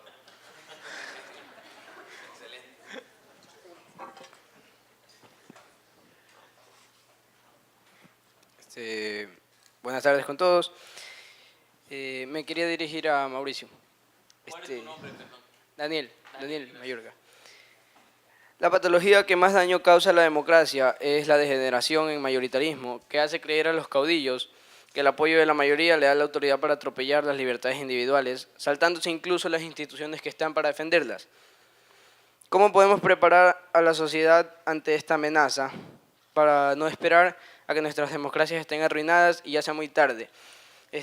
También me preguntaba sobre, o sea, cuando yo empecé a estudiar, por un momento me cuestioné a mí mismo si la democracia era válida, porque entendía esto como democracia y se debe también al manejo, a la manipulación semántica de los gobiernos, de decir que es democracia lo que no es. Entonces, ¿cómo podemos estar prevenidos para ello? Gracias. Gracias, Daniel, por la pregunta. Es la clásica retórica, o sea, siempre la gente oye esa respuesta que se repite una y otra vez, pero es la verdad. ¿Cómo lo logras? Con educación. Las sociedades más educadas son las que más se alejan de los caudillos. Así nos digan lo contrario. Tú revisas los índices internacionales y te vas a dar cuenta que a mayor nivel de educación por parte de la sociedad hay mejores niveles de democracia. Hay mejores niveles de principios, de valores relacionados con la democracia y con la libertad. Por supuesto, también hay una relación directa entre caudillismo y necesidades insatisfechas. O sea, ¿cuándo surge un caudillo? Cuando viene y te ofrece todo lo que la vida diaria no te puede ofrecer. Y además, si tú me das el poder a mí y me lo das absolutamente, probablemente yo pueda satisfacer todas tus necesidades. Y caen, insisto, en ese tema de la espiral del populismo. El tema es transmitir el mensaje, el tema es no quedarse ahí. Es cierto que en la universidad, y todos los que están aquí son profesionales o están preparándose para ser profesionales, se quedan los conocimientos en uno. Tienen que trascender ese uno, tienes que llegar a más gente, tienes que transmitir ese conocimiento. Si tú crees en la libertad, tienes que ir con ese mensaje de libertad hacia los demás. Si no lo crees, transmite el mensaje que sea, pero llega a más gente. No puedes quedarte solo en ti. porque la única forma en la que puedas construir algo, en la que puedas involucrar y generar quizá una ciudadanía activa involucrada realmente en temas de democracia, es educando con ese uno a uno. El ejemplo práctico, y perdón que les tome a mis queridos amigos como ejemplo, pero como hablábamos hace un rato, Roderick, hace 4 años, y que no es mentira, Roderick Navarro era un loquito en Venezuela. Todo el mundo le decía, ay, pero es que tú tienes unas ideas muy radicales. No, pero es que yo creo en la libertad. Me acuerdo tu discurso porque lo teníamos juntos. Él creía en la libertad y decía, hay problemas identificados, y le decía, no, es que lo tuyo es odio por los otros, lo tuyo es... Han pasado 4 años. La gente le empieza a dar la razón. Y durante esos 4 años no es que Roderick se sentó en su casa a esperar a ver qué es lo que pasaba con su país, sino que iba uno a uno, contagiando, transmitiendo conocimientos, educando en valores de democracia, de libertad, que es quizá lo más importante. Ahí puedes poner fin a los caudillos. Caso contrario, simplemente uno tiene que atenerse, por desgracia, a las consecuencias del populismo, del caudillismo, del totalitarismo, cuando además, insisto, por esta enorme confusión ideológica, y gracias a Aparicio por decir este tema no, insisto, no quiero decir que las ideologías sean malas, y me ratifico en eso, pero por esta confusión ideológica. Vivimos, por ejemplo, en Ecuador, momentos en los que criticábamos las sabatinas, pero ayer frente a la sabatina del Consejo Transitorio celebramos y sacamos champán. O sea, mientras el circo me conviene a mí, formo parte del circo. Cuando el circo es para criticar, empecemos a inculcar valores y principios. La única forma de tener sociedades democráticas es cuando las construyamos sobre la base de principios y valores sólidos. Muchísimas gracias. Creo que hay una pregunta ahí al fondo y luego vendremos aquí al frente. Buenas tardes, soy Gregorio Álvarez y esta pregunta es para Mauricio. Nos comentabas al inicio de la intervención inicial justamente esta seguramente por falta yo quiero decir que por falta de cultura de pronto hay este reciclaje de políticos, gente que no estaba preparada para política, que hizo fútbol, que hizo prensa rosa y que de pronto llegaron a la política simplemente porque se les propuso. Yo creo que estos reciclajes políticos de alguna manera es directamente proporcional con la cuestión cultural. Yo me declaro de derecha y ni en sueños, jamás yo podría aceptar una candidatura para un partido como el del gobierno pasado. Eso a mí no se me ocurre, jamás. Pero, ¿cómo hacer? Ahora sí la pregunta. ¿Cómo hacer, de alguna manera, para ir controlando, por decirlo de algún modo, esta forma de no chocarnos con la gente que realmente tiene experiencia, con la gente que sí, que ha estado adelante y que está haciendo las cosas bien, pero por los cuales ya la gente de alguna manera no quiere votar en el pueblo porque seguramente les consideran ya caducos? ¿Cómo hacer para nosotros poder empaparnos de esa sabiduría, pero que no sientan de alguna manera las personas ya viejas en la política que nosotros como jóvenes venimos a cambiar esos conceptos que ellos han venido manejando? Muchas gracias. Gracias por la pregunta. La política también evoluciona y eso es algo que tienen que entender quienes ya en su momento ocuparon puestos. No quiere decir que no debemos valorar la experiencia, como acertadamente lo has dicho. Quienes ya han ocupado puestos públicos, por supuesto, llegaron en su momento quizá con poco conocimiento, la práctica les ha dado todo lo que probablemente son ahora, pero se necesita algo que en todas las organizaciones políticas falta, que es voluntad política de los líderes. Si las personas que actualmente están en el poder de un partido, de un movimiento político, no se dan cuenta cuándo es el momento de hacerse a un lado para que otros les tomen la posta, ¿Qué razón de ser tiene el movimiento político? Estamos frente a un movimiento, a un partido caudillista, que es lo que nos decía Daniel. Entonces tienes a una institución que gira en torno a una persona, no en torno a un principio. Y yo creo que en ese sentido también los jóvenes tienen que tomar, o tenemos que tomar un rol protagónico en las instituciones políticas, saber en qué momento pararnos, saber en qué momento reclamar, sin faltar al respeto, por supuesto, a esa experiencia y a esas autoridades políticas que por trayectoria tienen un lugar muy bien ganado en la historia de la ciudad o del país, pero saber en qué momento decir basta, saber en qué momento dejamos de ser atropellados, porque no se trata simplemente de decir cosas. Yo, por cuestiones familiares, he vivido la política desde muy, muy corta edad y he visto cómo se utiliza a los jóvenes. Si tú revisas cómo se arman listas,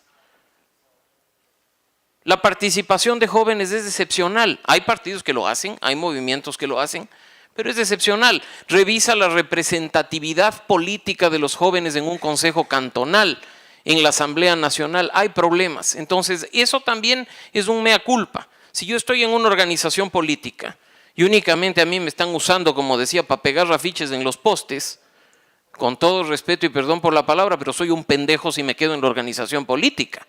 Doy un paso al costado y busco la forma de hacer. Y la otra cosa, no todo el mundo tiene por qué estar en partidos políticos. Sí tenemos que votar, por supuesto, y esa es la responsabilidad de los ciudadanos con la democracia. Pero la política se construye también desde la sociedad civil y también desde la participación ciudadana, incluso de una manera más activa. Cuando los espacios partidistas no se te abren para tú tener un rol protagónico en la toma de decisiones o en la proposición de políticas públicas, busca un espacio desde la sociedad civil. Porque es fácil que los jóvenes vengan y digan estamos asqueados de la política, nos crucemos de brazos y seamos activistas de teclado. Mandamos un tuit y nos creemos en la gloria. Posteamos en Facebook y somos lo máximo. Vamos a la acción. Quizá en ese sentido Ecuador tiene herramientas muy poderosas para la participación ciudadana que no son aprovechadas y que es necesario que las transmitamos a los jóvenes para que se activen y para que ocupen esos espacios para de tal forma que se vayan ganando y se vaya haciendo, digamos, camino solo para que la gente, como te digo, ya con más experiencia, entienda el momento en que tiene que hacerse a un lado y dar espacio a nuevas generaciones. Había aquí una pregunta al frente.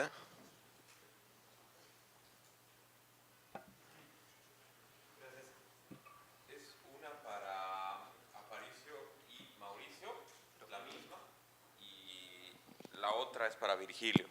¿Aló? Aquí. La otra es para Virgilio. La primera, a ver, es innegable que este año se va a decidir muchas cosas en el panorama político latinoamericano.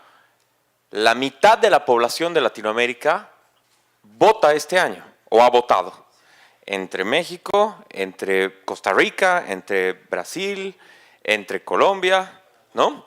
Y Paraguay. La mitad de toda la población. La correlación de fuerzas va a cambiar. No sabemos a dónde, pero va a cambiar, ¿no? Ahora, en un escenario que yo creo que sería el menos favorable, por lo menos para Mauricio y para Aparicio, para mí también, donde gana Petro, gana Lula y gana AMLO. ¿Ustedes creen realmente que estas personas, sabiendo lo que está pasando en Venezuela, sabiendo lo que está pasando en Nicaragua, sabiendo el descontento que hay con el socialismo del siglo XXI, con el populismo autoritario de izquierda en Latinoamérica, y que la corriente ha virado hacia otro lado, ellos realmente consideren radicalizarse, darle, digamos, una respiración boca a boca a Venezuela, darle una respiración boca a boca a Nicaragua, aplaudir lo que hace Evo Morales en Bolivia, o por lo menos tener un silencio cómplice que haga que estos regímenes se refortalezcan, o están pensando civilizarse como izquierda, si es que se le puede llamar de alguna manera. Pensar que ese no es evidentemente el camino, termina en insurrecciones, termina en rebeliones, termina en violencia, termina en muertos, impopularidad, etcétera, etcétera, etcétera. Se hace muy difícil para ellos. No es casualidad que AMLO, Andrés Manuel López Obrador, eligió a Lenín Moreno como el único presidente con el que se ha reunido de Sudamérica hasta el día de hoy. Entonces, yo no estoy defendiendo a esta gente, solo no sé cuáles son sus verdaderas intenciones. Quiero saber qué es lo que opinan ustedes de sus verdaderas intenciones. Porque cuando tú le preguntas a un peje zombie, a gente que es fanática de Andrés Manuel, del peje, ellos te dicen, la visión del peje, de Andrés Manuel, es ser como Bernie Sanders. Como Bernie Sanders, un socialista democrático, ¿no? Esa es la idea de él, ¿no? Supuestamente.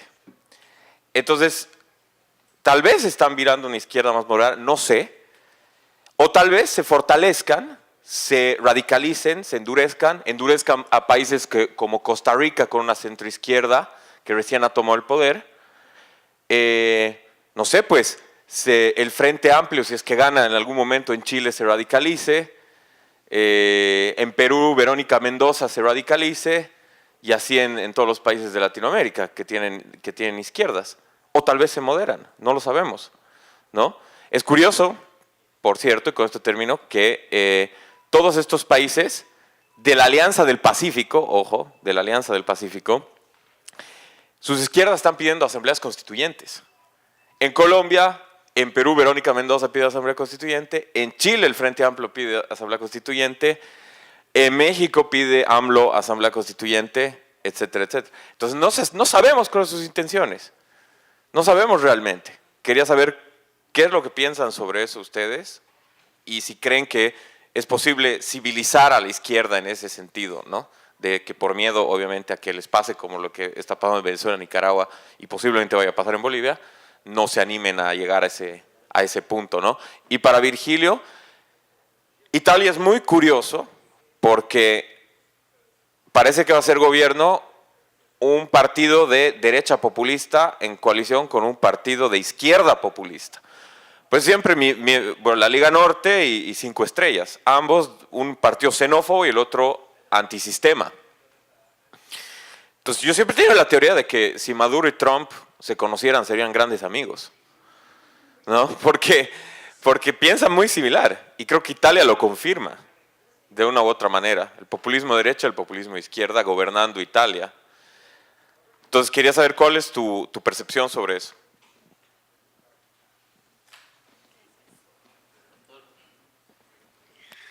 A ver, muy complicada pregunta de responder, pero voy a intentar. A ver, darte una receta de qué va a pasar con todos es imposible, eso es lógico.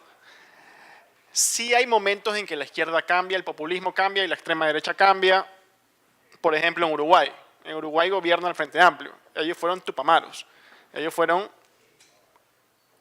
miembros de bandas asesinas.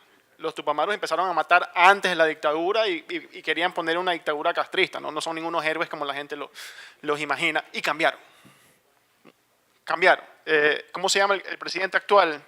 Tabaré Vázquez, que es un doctor, es un hombre que tú hablas con él y es un demócrata liberal moderadísimo que sabe que la economía de Uruguay depende del libre mercado y del Estado de Derecho. Almagro viene de... Perdón, sí, Almagro tampoco es tan... Yo tengo una relación amor-odio con Almagro, pero bueno, pero eso es verdad, es verdad. Claro, ojo, también pasó en Perú. Otro ejemplo que voy a dar, Ollanta Humala. Ollanta Humala viene de un background ideológico que es el etnocacerismo, que es nacional socialismo incaico, una cosa más rara del mundo. Pues. Y lo digo en serio, el papá de él quería que todos los blancos salgan de Perú para que reinen solamente la etnia, por eso etno, la etnia antigua incaica, ¿no? Claro, entonces él era admirador de Hitler, es una cosa de locos. Y son dos casos donde se han moderado al llegar al poder o hacer política. ¿Por qué en Perú y por qué en Uruguay? Y voy a tratar de hacer rápido. En Perú porque el modelo de la democracia liberal, del libre mercado, economía social de mercado, como lo quieras llevar, se interiorizó mucho. En Perú la gente está contenta con el modelo porque les ha dado un nivel de vida que nunca en la vida han visto. Está muy en contra, sufrieron, como dijimos antes, el terrorismo, y eso lo interiorizan mucho, y cualquier experimento que los saque de ahí les asusta. Humala se convirtió, Humala cambió, Humala era Ronald Reagan al final, o sea, Humala ya era una... O sea, sí, pues, o sea, ya Humala ya se entregó al capitalismo global, más o menos. Y lo mismo en Uruguay, que es una ciudad, es un entorno que conozco mucho. El uruguayo es civilizado, es un país de los países más civilizados que yo conozco en el mundo. Más que cualquier país europeo, es una cosa de loco. O sea, el uruguayo es civilizado. Entonces, ese entorno cultural civilizó a sus políticos. ¿Qué pasa en México? Yo no sé cómo estará la cosa en México en cuanto a cuán interiorizado estén los valores de democracia liberal, de economía social y mercado en México, como para que un político pueda venir y echar al traste con todo ello. Yo no sé cómo estarán las cosas en Brasil. Creo que en Brasil están muy mal, es una chamuchina, pero la verdad, ok, tengo un minuto. Siempre me callo. Ya. Está bien, está bien. Yo no sé cómo estarán las cosas en otros lados y siempre dependerá de esa reacción social. Que aquí te digo, aquí ya el correísmo nos enseñó lo que no debíamos de hacer. Y es impresionante ver a intelectuales de izquierda que hasta hace 10 años defendían la izquierda tradicional, estatista, reguladora, antilibre mercado, que hoy día defienden exactamente lo contrario. Porque yo siempre digo que aquí en la Facultad de Economía deberían ponerle una estatua a Rafael Correa, porque es el mayor maestro de lo que no hay que hacer en economía. Entonces, te digo que eso le debemos, y no sé si contesté parte o no de tu pregunta. Yo para complementar, yo creo que todo depende de la institucionalidad de los países. Los ejemplos que mencionaba Aparicio, tanto Uruguay como Perú, frenaron en alguna medida el aspecto radical ideológico de estas personas porque había institucionalidad, porque había independencia de funciones del Estado, porque habían pesos y contrapesos. Yo no estoy seguro de la institucionalidad mexicana. Yo no estoy seguro, además, de lo que pueda pasar con el enorme descontento que hay en México relacionado con la corrupción del retorno del PRI al poder. De estas, además, conformaciones de alianzas raras que se han dado en este proceso electoral. Entonces, México a mí me genera serias dudas. Yo creo que México es, por desgracia, un caldo de cultivo para un nuevo polo del Foro de Sao Paulo. No podría decir lo mismo de Colombia, porque yo creo que más allá de su ideología, de tener tweets chavistas o de decir que la izquierda es lo más maravilloso del mundo, en Colombia tienes una corte constitucional que aún siendo identificada de derecha le dijo a Uribe hasta aquí llegó su reelección. Y Uribe tuvo que con el rabo entre las piernas irse de nuevo a la casa y conformarse con el Senado. Entonces ahí tienes tú el tema de la ideología respecto al asunto de las instituciones. Habrá que ver. Para mí Brasil también es preocupante. La institucionalidad en Brasil este rato es tan débil que de un soplido se puede caer todo. Y estamos hablando que México y Brasil son los dos países más grandes e importantes a nivel regional, que pueden servir de caldo de cultivo para que este, en teoría, agónico socialismo del siglo XXI resurja en alguna medida. Entonces hay que echarle ojo al tema. Gracias. Veo que la situación en Italia te intriga mucho. Yes, at least in Italy we had a very honest process to form a government. We had two populist parties that were in two different coalitions. During the electoral campaign they were saying bad words about each other. So if there is in the room some populist political that wants to do populist politics in their future, I can advise you to not attack so much the other opponent, populist opponent, because maybe in the future you could be in a joint government. But yes, this happened and it's a very nice experiment that we can see what will happen afterwards, because now before they were used to complain, to go against, and now they need to construct, they need to have responsibilities. So I think from my point of view it's very interesting because the people have chosen them. They haven't chose the traditional party. So it's good to give power to the people and to see what happened. If I see in Spain what happened now, all the populist forces, they went against Prime Minister Rajoy, and what is happening all over Europe and also in your countries. I feel this really actual. You can fight. Maybe you will see also in your countries things like this. But at the end, when I see the faces, when I see the program, when I see their interests, I hope they will not go so far. This is my hope. Thanks. Resumiendo, lo que acaba de decir es que si hay algún aspirante populista en la sala, que no critique demasiado a otros aspirantes populistas porque seguramente terminaréis formando un gobierno juntos. Y en cuanto a la situación política italiana, pues desde luego es una, por lo menos hay que sacarle algo positivo, es una oportunidad para ver realmente Italia, que es un país con unas instituciones muy fuertes, cuál sería el efecto de tener unos populistas al gobierno, porque en todo caso la democracia italiana es lo suficientemente sólida como para aguantar esto. Y ahora, como nos quedan muy pocos minutos, y seguramente vamos a terminar alargándonos un poco sobre la hora planificada, os voy a pedir que juntemos todas las preguntas y que nuestros panelistas las contesten de forma breve ahora al final. Así que podemos empezar por ahí, por favor. Hola. Hola.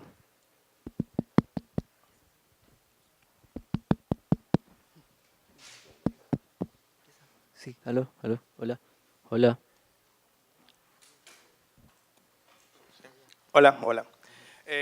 Bueno, Mauricio, tú hablaste sobre la proactividad y la reactividad, ¿verdad? Tú dijiste que nosotros tenemos que ser proactivos porque eso es lo que hay que hacer en realidad, o sea, eso es lo que nos enseñan las materias, o sea, en el aula nos enseñan eso. Pero, por ejemplo, en el mundo real, en este momento hay varios países, por ejemplo, Venezuela, Bolivia, incluso Ecuador, que hemos sido ya infectados por el régimen populista, ¿verdad? Y el régimen populista tiene algo que es muy inteligente en el ámbito de ganar el corazón de las personas, que es empezar a dar dádivas, ¿verdad? Yo veo los primeros de cada mes que hay gente haciendo fila en Western Union para que le den el bono, ¿verdad? Hay gente que cuando empiezan las elecciones, por ejemplo, en el caso de Lenín Moreno, cuando dio lo del plan Casa para Todos, yo veía como la gente en los cyber cogía y se iba a inscribir, pensaba que era cierto, ¿verdad? Porque ellos como no tienen escrúpulos, pueden mentir. Y entonces, pero yo estoy muy de acuerdo con lo que dijo Carlos. Dijo, pero ¿cómo vamos a cambiar las cosas si no ganamos las elecciones? Ahora yo digo algo. ¿Cómo podemos ganar las elecciones si somos en este caso de tendencia derecha? Que a mí me gusta, así como dijo Aparicio, las ideologías son así, derecha-izquierda, yo soy derecha. Digo, ¿cómo una persona que somos de ideología derecha podemos vencer eso sin necesidad de afectar nuestra integridad, sin necesidad de mentirles? Porque al final las personas, es mucho más sencillo convencer a 100 personas que no tienen estudios que a una persona que lo tenga, ¿verdad? Pero al final, en las urnas, esos 100 votos valen más que el de una persona. Entonces, ¿cómo podemos ganar el corazón de esas personas de izquierda siendo de derecha sin mentirles? Muchas gracias. Y gracias sobre todo por la brevedad de la pregunta.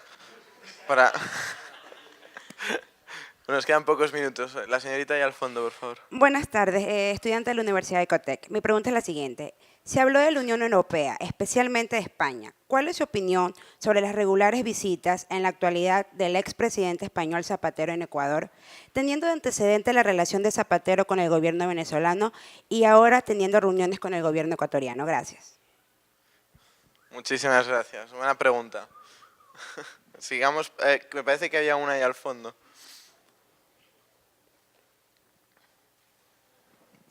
Buenas tardes, ante todo.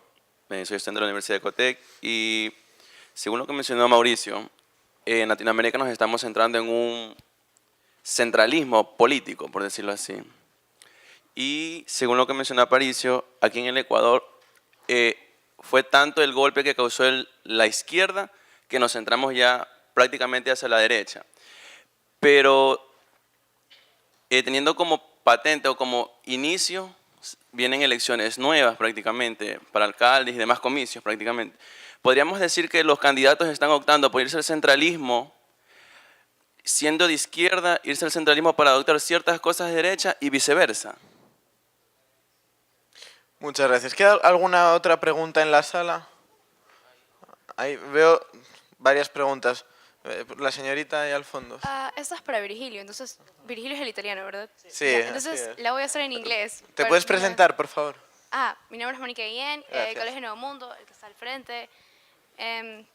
Because of what you've said about globalization and politics, don't you think that globalization leaves aside politically most Middle East countries, since these are judged and are infamous in a way because of countries like the US whose news might be biased towards them? Muchísimas gracias. Thank you. Había otra... Ahí, perfecto. Últimamente hemos visto en los jóvenes, en estos últimos días, que no se interesan tanto en la política, porque cuando hablamos de política, normalmente la relacionan con mafia, con corrupción.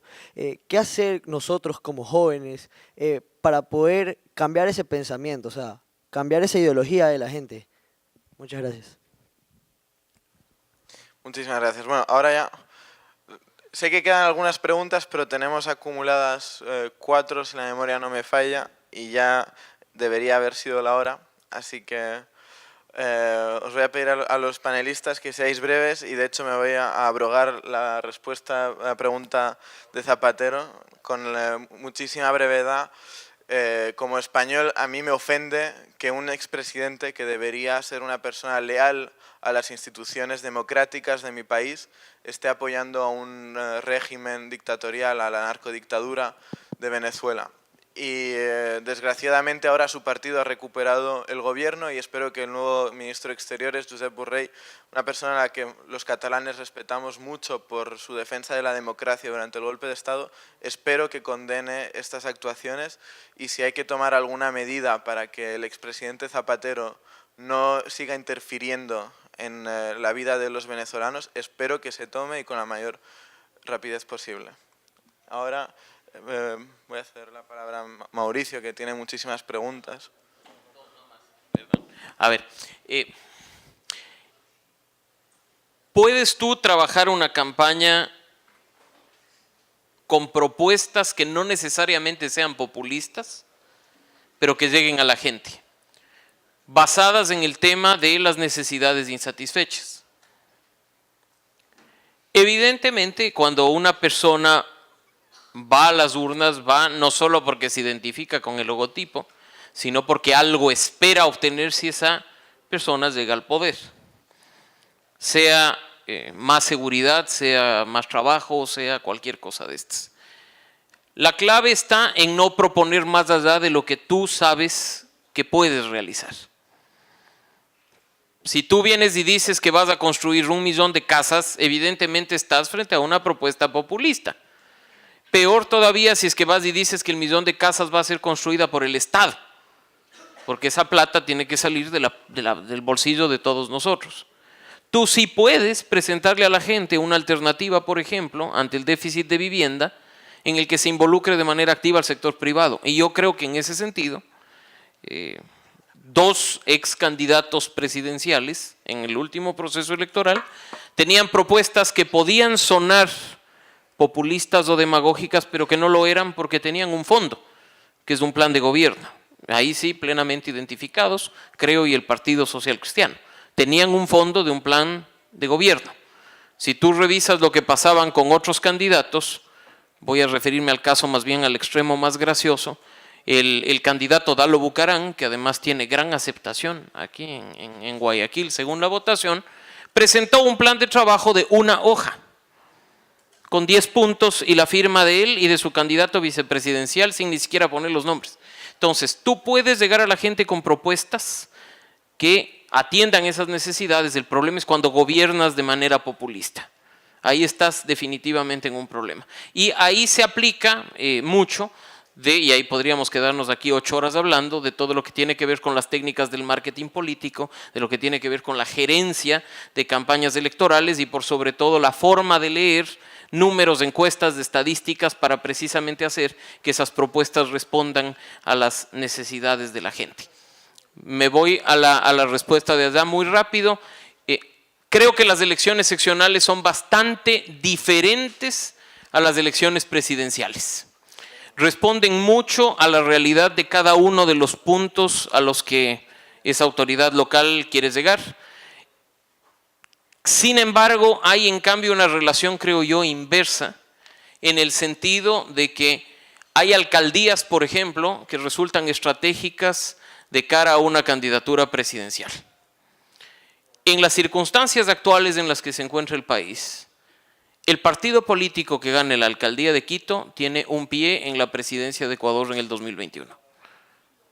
Para que tengas tú una idea de cómo funciona el tema de los gobiernos locales. No Guayaquil, Quito, increíblemente. Los números lo demuestran. El partido que gane la alcaldía de Quito pone un pie en la presidencia de Ecuador en el 2021. Por eso es que están desesperados tratando de ver quién entra a la candidatura por los distintos partidos. Los cantones pequeños, desgraciadamente, no importan. Sí preocupa el hecho de que, independientemente de que ya esté cortada la reelección indefinida, se generen caudillos locales.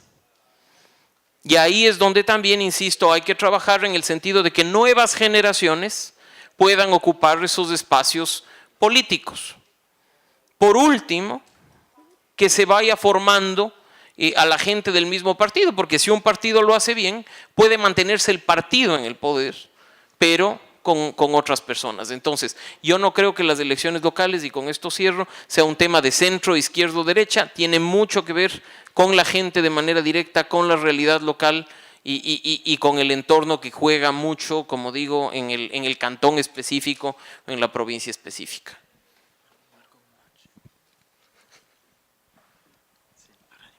Gracias por la pregunta. It's very complicated, and yes, of course, when you control media outlet, when you control when you have a strong voice on social media outlet and changing minds of people, of course you can influence also the role of globalization. But at the same time, talking about Middle East, and with my experience, I was in Beirut two weeks ago. I know that this kind of globalization, if you are strong, if you are putting on the markets new products, something strong, something that you can deliver, and something that where you can be strong in the market, yes, you can be a winner in this kind of globalization. Of course, it's a topic that we discuss often in IDS, and it could take hours, but this is my short reply. Thanks for the question. Thank you, Virgilio. Aparece. Sí, de manera general, yo creo que a título de conclusión, miren, suena fantástico que los jóvenes se involucren en la política. Me parece muy bien y es lo que quisiera que hagan muchos de los que están acá. Pero una cosa, la política es retórica, no lógica. Una cosa es conocer lo que está bien y tener la interés para defenderlo, pero la política es comunicación. Es poder vender tus ideas de tal forma que la gente las entienda y se ilusione. La política es emoción, no razón. Entonces, el primer reto que tienen es cómo ustedes llegar a la gente que no le pueden llegar con una clase de economía, de ética o de derecho, porque se van a aburrir, los van a dejar y no va a votar por ustedes nadie. La segunda cosa es que estén dispuestos a ser maquiavelos, en el buen sentido de la palabra. Porque cuando ustedes llegan a un partido político, muchos jóvenes llegan y quieren que los aclamen. Y dicen, no, yo voy a ser, porque soy joven y soy inteligente, voy a ser candidato. Eso no pasa en ningún lado. Los que llegan a ser candidatos son los que se mueven mejor y los que son más audaces. Hay audacia mala y audacia buena. Pero los que son más audaces y saben moverse y saben cómo tratar, tienen el trato humano para saber armar coaliciones en su favor y llegar a ser, esos se mueven. Esos son los que llegan a ser candidatos. Y si uno le deja ese papel a los malos, los audaces van a ser los malos. Pero si uno es bueno, inteligente y además audaz, es ahí donde puedes llegar a ocupar un cargo en política y recién tener la oportunidad de desempeñar un cargo. Entonces yo les digo, mi conclusión, mi mensaje, estudien mucho para que sepan cómo funciona el mundo y sean retóricos, además de lógicos, sepan comunicar y en tercero, sean audaces, porque nada les va a venir por regalo. En ningún partido político les van a aclamar, eres joven, universitario, toma. Eso no va a pasar. Muchas gracias. Sí, un aplauso, por favor.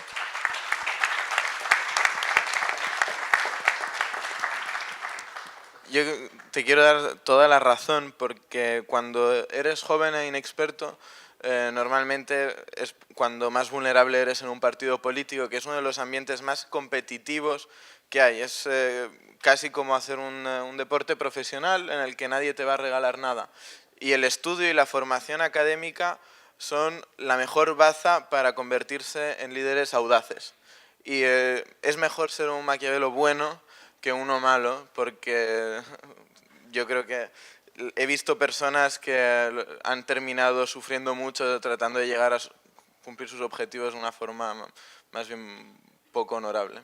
Y ya, para concluir, yo creo que todos queremos escuchar a Andrea y tenemos todos muchísimas preguntas pendientes para ella, así que si puedes tratar de contestárnoslas. Bueno, en realidad yo quiero retomar la pregunta que hizo esta chica, Mónica, creo que te llamabas, y la pregunta que le planteaste a Virgilio con respecto a, que me parece una pregunta interesantísima, sobre todo viniendo de una alumna de colegio, con respecto a si la globalización deja de una manera u otra fuera al Medio Oriente. Y para un poco enfatizar lo que dijo Virgilio sobre la globalización, efectivamente la globalización, así como nos plantea una serie de retos, también nos plantea un montón de oportunidades. Sí, de una manera u otra, gracias a la globalización hemos recibido un montón de influencia cultural norteamericana y la visión que ellos plantean en ciertos casos, muy Hollywood, en muchos casos sobre el mundo árabe, el Medio Oriente, el terrorismo en general. De una manera u otra, sí, podemos decir, esto tergiversa la visión que podemos llegar a tener del mundo árabe. Sin embargo, la globalización también presenta un montón de oportunidades al mundo árabe de presentarse y de ellos también replantear su cara. Así que no creo que sea necesariamente excluyente, sino además también una herramienta para ellos de darse a conocer en los aspectos en los que quisiera darse a conocer. Muchísimas gracias a todos los panelistas. Yo quiero un fuerte aplauso para ellos.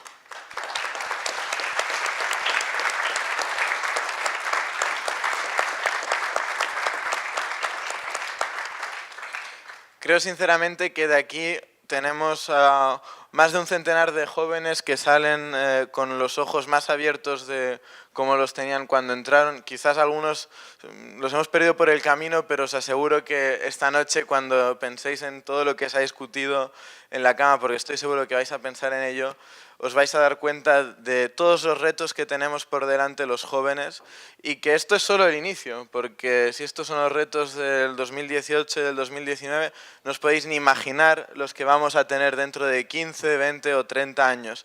Así que hay que ser valiente, seguir luchando y seguir teniendo sponsors tan estupendos como los que hemos tenido y que han permitido que estas jornadas sean posibles, como los almacenes Pica, la Fundación Ecuador Libre, el municipio de San Borondón, con un alcalde que nos ha ayudado muchísimo, al que quiero hacerle un especial agradecimiento, Comandato, Amagua, el Hotel Holiday Inn, La Posta y, por supuesto, mi propia organización, los European Democrat Students. Muchas gracias y que tengáis una buena tarde.